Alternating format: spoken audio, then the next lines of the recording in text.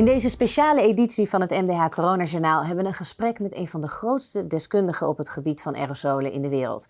De Amerikaanse professor Jimenez.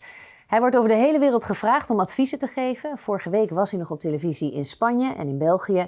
En nu hier bij het MDH Corona-journaal vanuit Boulder, the University of Colorado.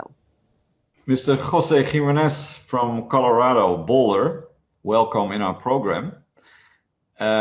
Good to have you on our, I would say not show, but we want to inform the public. You have a little bit of a deviant opinion about aerosols in America, I think. Huh? Is that true? No, I would say not at all. I think I have the mainstream opinion.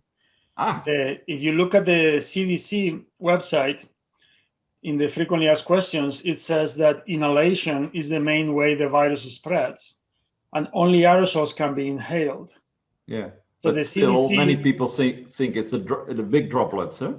No, the CDC, if you look at the website, they say it's the small droplets. Yeah. They are calling aerosols small droplets because they want to favor droplet precautions in hospitals. But they really know, and they if you know how to read their website, they say that aerosols are the majority of how the virus spreads. Yeah. How did you get involved in this area? Because it's not your main study object. No, I've been working for many years on measuring aerosols and measuring them outdoors and indoors, but I had not worked on disease transmission. But when COVID appeared, like many others, I was wondering how can this spread so quickly if it's not going through aerosols, right? And I talked to some colleagues like Lindsay Marr or Lydia Moraska, and they said, yeah, we think it's being transmitted through aerosols, but the WHO is kind of confused about it. And then on the 28th of March, WHO came out with an announcement, very clear, it's still on their website, that says the virus is not airborne. And they said that saying that the virus was airborne was misinformation. So they said it extremely strongly, right? So basically 2 days later, Lydia Moraska, who's an Australian scientist, started to form an international group of scientists from many countries, from many fields, so that we could contact WHO and tell them that we thought this was a huge error. And we did, and we talked to them shortly afterwards on April 6th. We had a teleconference, and then we exchanged a number of letters and emails and documents, but it became clear they were completely closed to the idea that they had huge errors, and they were refusing to listen to us when we were pointing out their errors. So it was a really bad situation. And so then we decided that the only way to change the situation was to go public. So we wrote then the letter that then was later signed by 239 scientists in July 6th. And then the issue became more public. And WHO has slowly accepted aerosol transmission. And in the last 10 days, there were a video and a conference from Maria van Kerkhove and from Maria Neira, both of whom said ventilation is very important. And we have to, Maria Neira even said, you need a certain number, you need 6 air changes per hour, which is the kind of thing we've been saying.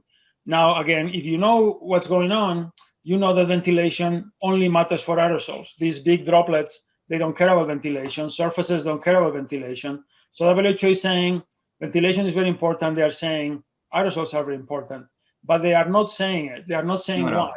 So both the CDC and the WHO are saying aerosols are important, but they are saying in a way that people don't understand. They say it might be important or a little bit important, or, they have all these.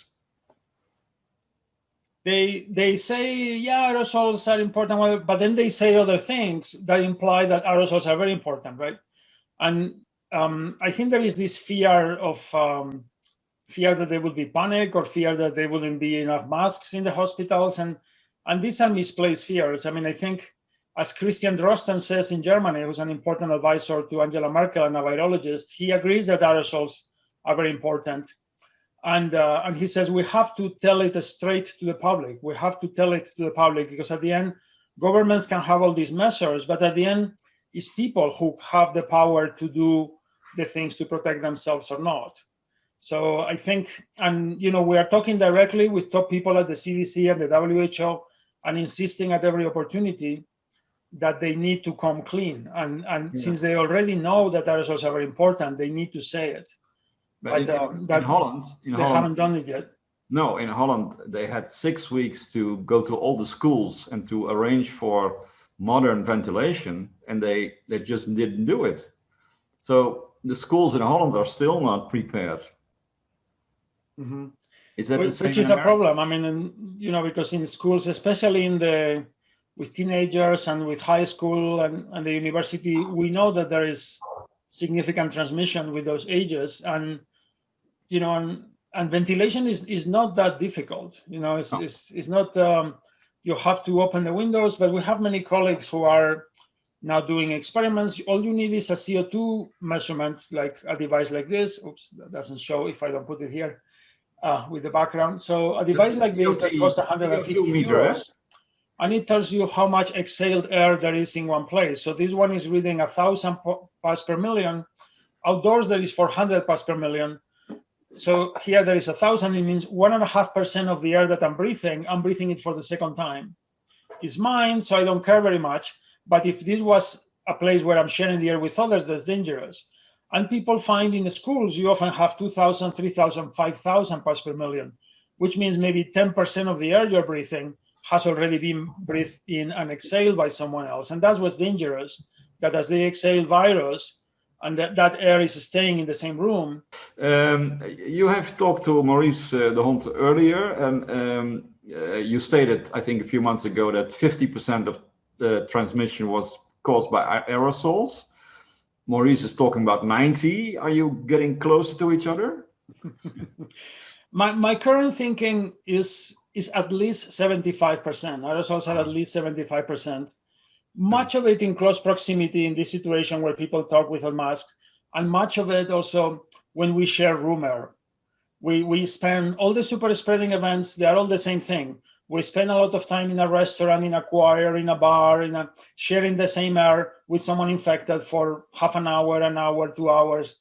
What we don't see, this is not a disease like measles. It will be hard to detect now with so many cases, but we don't see a lot of things like, someone comes into a room and someone comes there 3 hours later and they get infected. It's not a virus that's so extremely infectious.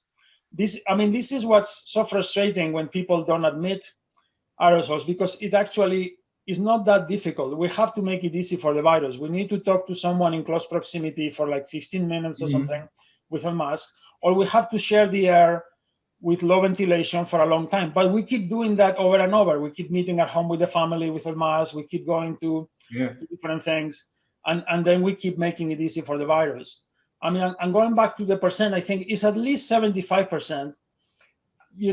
I think it's plausible that it is 90 or 95% or even 99%. I think it's possible. I don't know, but I'm sure it's at least 75% aerosols. What is the reason that the WHO is so persistent in not admitting these figures? There are two reasons, and the most important one, in my opinion, is a historical one. Basically, because during the whole history of humanity, since the Greeks, Hippocrates, we thought diseases came through the air, but in a very, like the theory of miasmas, in a very scary way. People thought that the flu could leave the US, fly across the Atlantic and infect someone in the UK, stuff, or come from kilometers away. And, so it was very scary. So then in 1860, Pasteur discovers germs and people start investigating, okay, there is a germ that needs to come into the person. How is it coming through the water, through the air? Yeah. But they still thought that that the germs may live in trash or in putrid water or whatever, and that's where the germ is, and then suddenly it comes to people, right? And in 1910, there is Charles Chapin, who was an American public health researcher, and he figures out, by looking at all the evidence that has been accumulated, he writes a book, that what's called contact infection, and it's going to seem obvious, which is basically if you get sick with the flu or tuberculosis or COVID, it's not because the germ was in the trash, it's because it was inside someone and that person gave it to you through the air, through the water, through food, right? That seems obvious, but it was a huge discovery in 1910, right? And it became, his book became the textbook, and that became the paradigm. Until then, it's all good. But he says in the book, is like, if people think the diseases come through the air, it's impossible to get them to protect themselves against contact infection, which we know is important, to keep their distance and to wash their hands and all these things, right? So then, and he says, we don't know if diseases go through the air or not because we cannot study it. They couldn't measure aerosols then, it was too early, right? So then he says, since we don't know, and since we know contact infection is important, and since we know infection through the air, that fear gets in the way of people protecting themselves against contact infection, I'm going to say that infection through the air is almost impossible.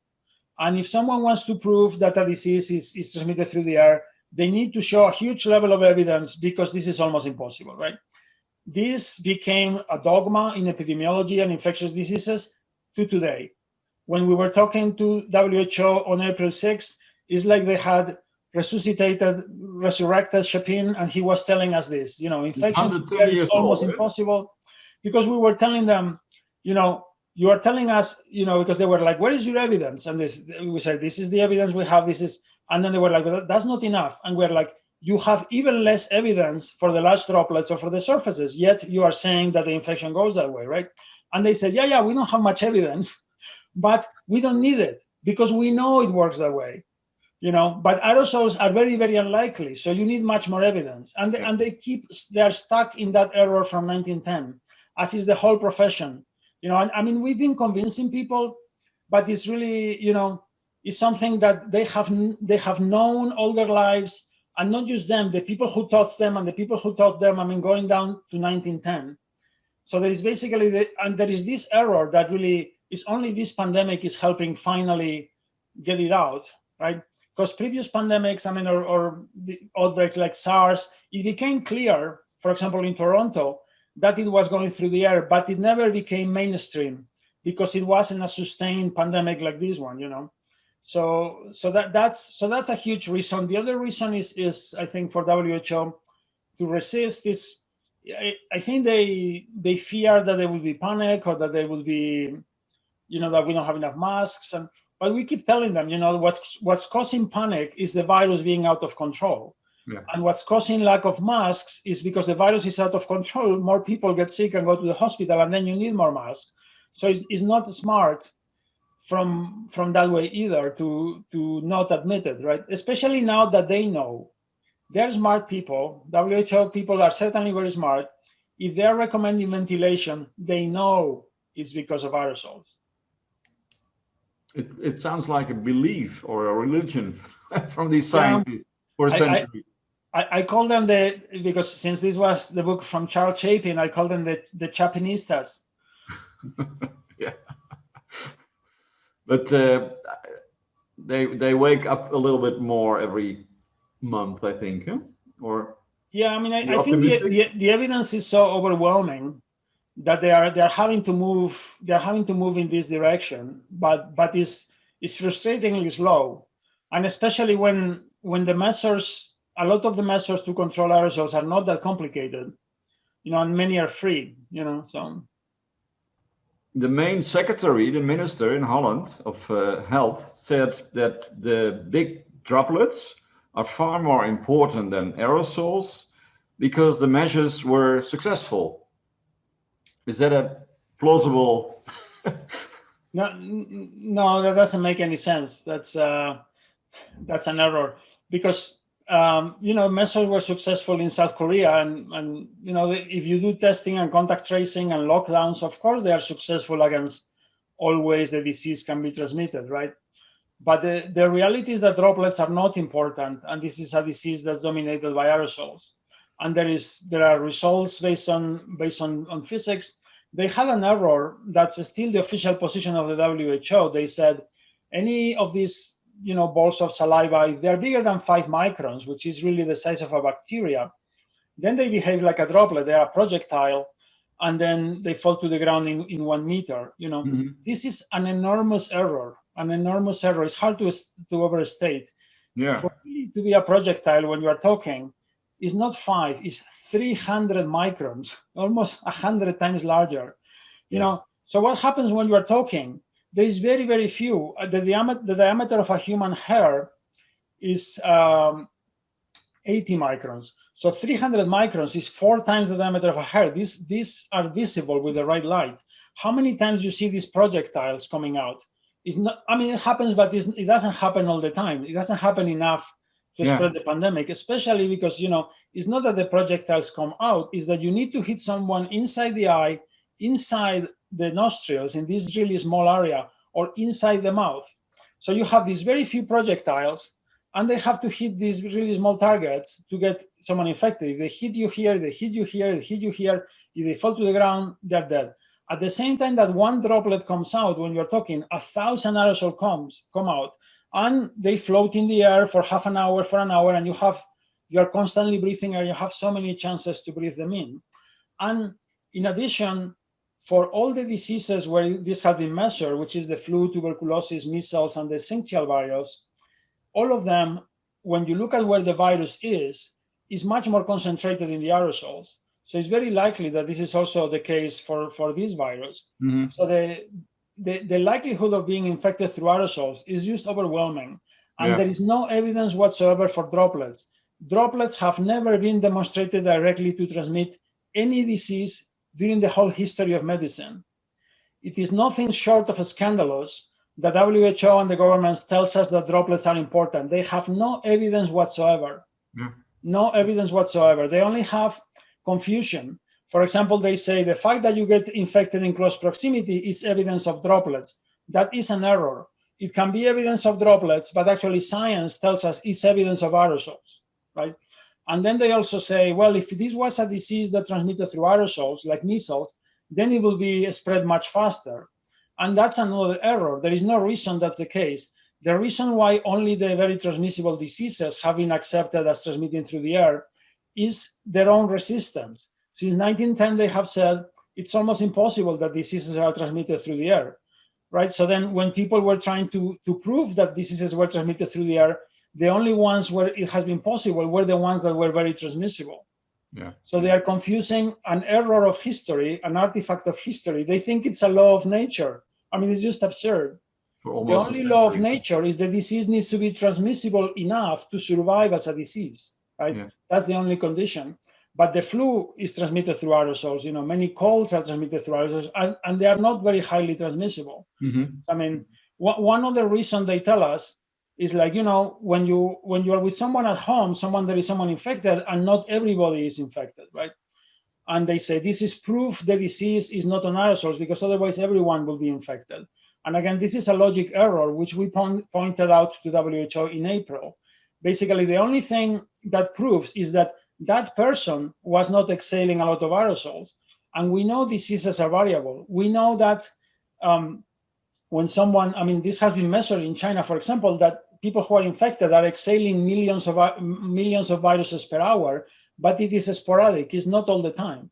And it varies a huge amount with different people, because they have different viral loads and different aerosol emissions. So what happens is some people are very contagious and they give rise to these super spreading events, and some people are not contagious. And the fact that some people are not contagious doesn't say anything about doesn't prove that the people who are very contagious are not transmitting the disease through the air. And the last thing is that actually these arguments, now they tell us measles is a disease that's terrifying and goes through the air and is very transmissible. Well, these professions spent 75 years until 1985, from 1910 to 1985, they told us that measles was a droplet fomite disease. Because it was transmitted very easily in close proximity, and because there were famous cases in which people shared the air and they didn't get infected, because it's a disease that's also variable, like all the diseases, So they tell us now, if it was like measles, we could see it. And it's like, it only took you 75 years to see it last time. And it took them 40 years to accept that tuberculosis was not a droplet fomite disease, as they said, but it was transmitted through the air. And now we know tuberculosis is only transmitted through the air. So these professions that have made the same error for decades and decades are making the same error for COVID-19. And, I hope it doesn't take them years, but we're only talking about 1 month or 2 months more. Last question. Maurice has quite it's quite difficult for Maurice to get his message about aerosols across in the mainstream media in Holland. Is that the same for you in America, or is it much more easy? Early on, it was difficult. And for example, when we started, after we met with WHO in April 6th, and we realized that we're completely closed, and they thought we didn't have enough evidence, we started looking for more evidence. And around that time, we read an article in the Los Angeles Times about the choir case in Washington. So immediately, as soon as I read it, I emailed the journalist, and he put me in touch with the choir people who talked to me, and they were extremely helpful. As soon as they gave me the information of what happened, it was obvious that the only way one person had infected 52 people was through aerosols. This was obvious, and we have now published this, and it's extremely clear, right? As soon as I knew that, I contacted every journalist I knew. Most didn't reply. A couple replied that they had talked to the epidemiologists, and they said this was incorrect. And so really, people didn't really listen much to us, and it was very difficult to get journalists to pay attention. I think until the July 6th letter. I think when the letter with the 239 scientists went public, and the WHO changed a little bit from saying that aerosols were misinformation to saying, well, maybe it could be possible, it's probably not important. I think that's when people started listening to us in the US and elsewhere. I think that journalists also trust the official institutions, because the WHO is formed by all of us, by all countries. So I think they have the benefit of the doubt then.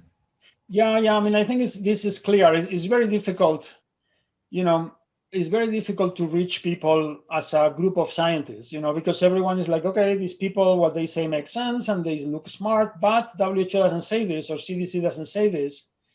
Therefore, this is not trustworthy. So, I mean, it's very unfortunate because, for example, WHO is always telling us that they are concerned about the poorer countries and the poorer people and whatever. And what's happening? What's happening is only the educated people are the ones that are listening to us and are protecting themselves, which tend to be the people who are better off economically. And the people like here in the US, the people who are worse off economically, they have no idea because, they probably don't even hear about us. And if they hear about us, well, they don't know. People who are less educated, they don't know how to tell. There are so many messages and so many conspiracy theories and so many things that, the aerosols is one more to them, right? So in a way, they are increasing inequality. Agencies like WHO, they are increasing inequality by ignoring aerosols, by not letting people protect themselves. Yeah.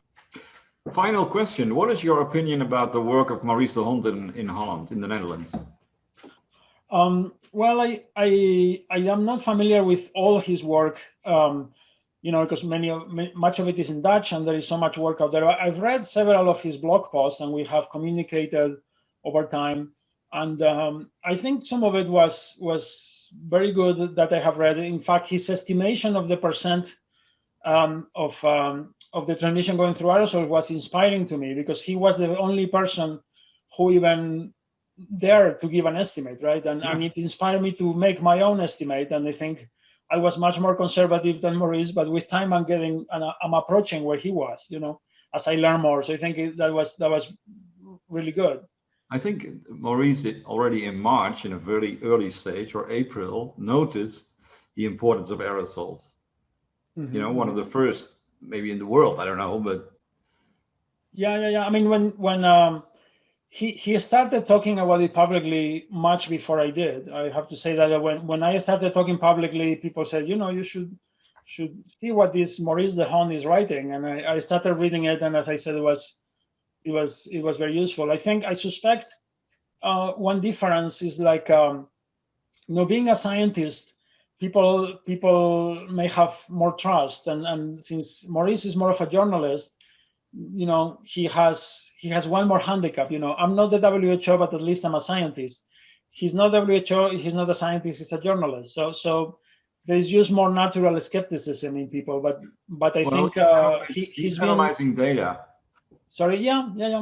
And there is examples of other people in other countries. I mean, there is someone in Spain, other people who have been analyzing data and who have been just much more, they have been much more correct than the official authorities, because the official authorities are blinded by these beliefs, about the droplets and whatever, and they don't look at the data, or if they look at the data because they have such pre-existing prejudices, it's hard for them to see the trends in the data. In a way, I think it was good for me to come out of a different field. I was working in the atmosphere and whatever, and then for me the data was so clear. I was just scandalized, when I realized that WHO was saying that a 5 micron particle was falling to the ground in seconds. I was like, do these people know that the clouds are made of 10 and 20 micron particles? If they were falling, then the cloud, it's so absurd that you lose all respect for their science, and you realize that they have no idea.